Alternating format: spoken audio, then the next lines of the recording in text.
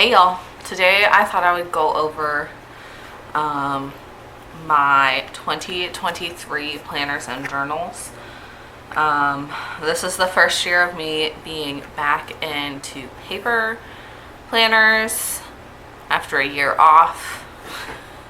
I can discuss that in another video, but I'm going back to a paper planner system. I really think it's just what works best for me. And then I also would like to start journaling again. It's probably been since I was in college that I last journaled. So we are going to discuss what I'm doing this year. And then I will also make a separate video that discusses my goals. But I am going to hit on a few of those things in this video. Okay, so first up, we have my 5-year journal. I've actually never done one of these before, but I find them very intriguing, so I'm going to try one. My goal is to write in this every day. Just take a couple minutes and write a few lines about what happened that day, a funny memory I want to remember, or something good that happened. So this journal will last me 5 years. It is like a book-bound journal, which I don't love. But we'll see. We'll see how it goes. So there's that. Next up, I would like to, in general, start journaling again. So I ordered, it was like a 3-pack of these, I think.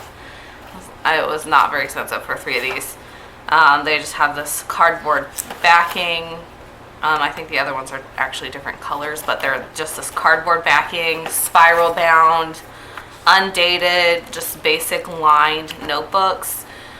If I can keep up with this and I am consistently using these, I might invest in something nicer. I generally don't like things that look like this. I prefer things that are spiral bound or even disc bound or three ring bound, just because they're easier to write on. But I didn't want to invest a whole bunch of money into something that I didn't know for certain that I was going to do. It is one of my goals this year to journal, so I will keep you updated on the progress of that. But for now, this is what I'm going to use, just super basic notebooks. Next, I'll talk about, we'll do this one. This is my content planner. It is a weekly vertical planner.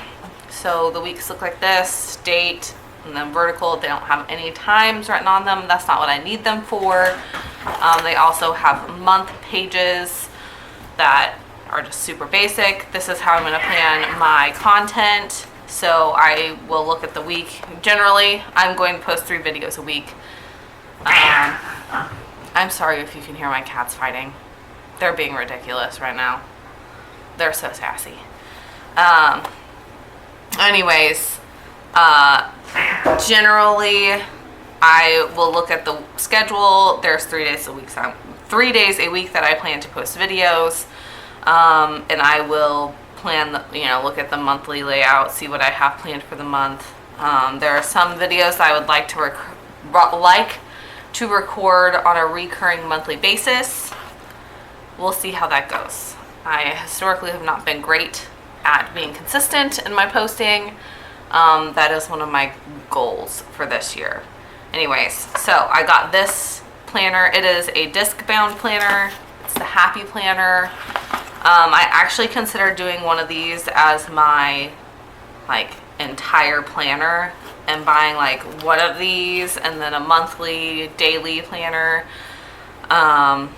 But I really think I would like to keep my in general content stuff separate from my general planner because I don't want this junking up this. So I went ahead and got myself a disc bound Happy Planner.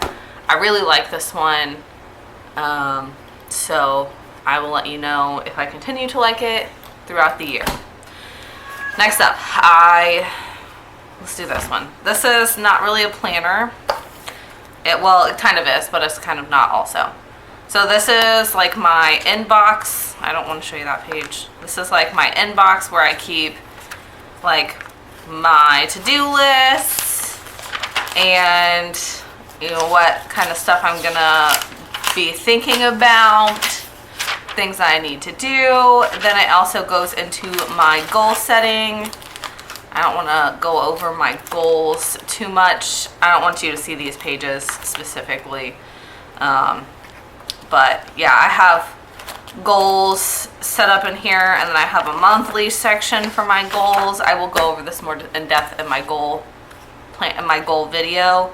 But this is kind of a goal planner, but then it also has like notes for where Strong Love grows, and then I have a bookkeeping company, and then my husband's business, things I might have to do for that. So this is kind of like my inbox and goal keeping planner. I actually just got a new binder for it because the one that I had been using, this one is, I think I got it at the very beginning of 2020 or part way through 2020 because the current planner that I was using was just not working. I think I'm going to make a video about my history of planners and my suggestions on planners. Anyways, this one's really starting to get worn out, so I went ahead and ordered me a nice new one that was slightly smaller. I'm really just digging green right now. I don't know, historically purple has been my favorite color. I really like purple.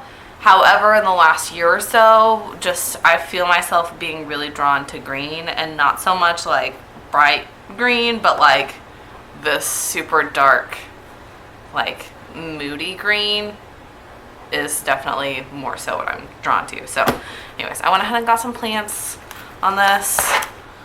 Wasn't super cheap, it's just like a super basic 1-inch 3-ring binder. I will go over this more, what's in this binder, whenever I make my goal setting binder.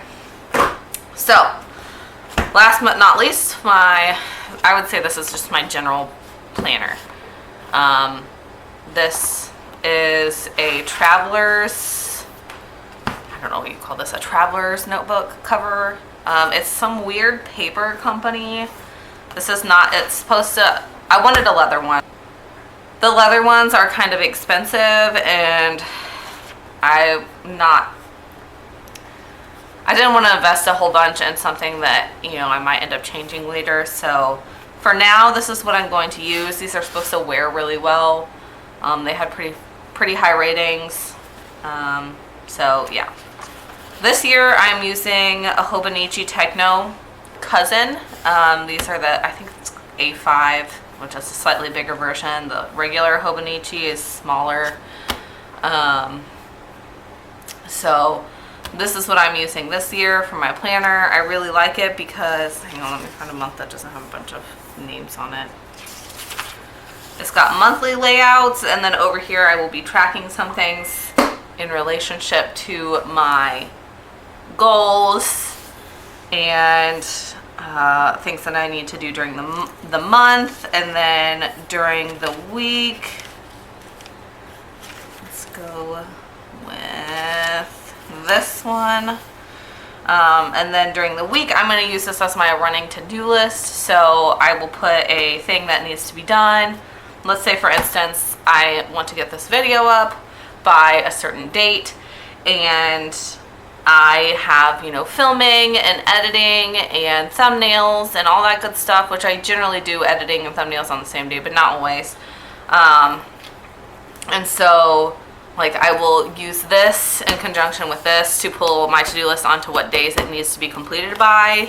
And then I will use this list to pull information over into, and I just planned a day. This is just me playing around with my liners just to see kind of how I like it.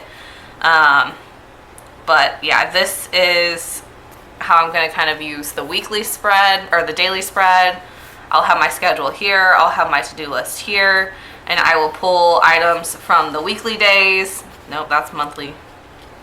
From the weekly days over into the daily pages, and we will see how that works for now. I don't know. I don't know how this is going to work, but I really think I needed something that was daily, weekly, and monthly. The last paper planner I was using kind of had all that stuff, but yeah. Anyways, I have a long history of planners. I've been using one since I was in, well, I want to say it probably started 5th grade. Our school started giving us planners whenever I was in 5th grade. So anybody who's younger than me has been having one for a longer period of time. But our school used to give us planners, and then whenever I got into high school, they stopped giving us planners. So I started using my own, like I would buy a planner. Anyways, I've been using planners for forever. I love them. They bring me joy, but also they're a very useful tool. And then I just have this. I wrote down the list of 12 things that Matt D'Avella suggested. Like, so he likes to do 30-day challenges. So I wrote down the things that he suggested maybe doing. I don't know if I'm going to do these, but I wrote them down just in case I want to. So, let's see. This is just kind of like note keeping. So like I had to plan a Christmas party. Yes, I spelled menu wrong. Don't hate on me. I was writing really fast. These are the things that I was going to make. And then if you flip it over, hang on. I know there's a name on the next page. Then if you flip it over, you can see I made a grocery list of what I needed to buy. And then I went shopping and bought those things. And then like, this is for another dinner. These are the items I need to get. This is, oh poop. I need to go to the grocery store today. Anyways, this is my parents' present. I need to make these items as well. This will be uploaded after they receive their present, so it's not that big of a deal. And these are the items I actually need to buy for this list. Anyways, that is what I keep in this planner. I'm currently using these stupid Sharpie S-Gel pens. Everybody I see on Facebook talking about how they're just so great and blah blah blah, and they're okay if you're just writing on regular paper. Do I think they're better than like a Pilot G2 or Pentel Energel? No, I do not. I think they're probably about the same, but I wanted to try them just to see what all the hype was about. Turns out they don't work super great on this paper. Let me see if I can find where I smudged some stuff.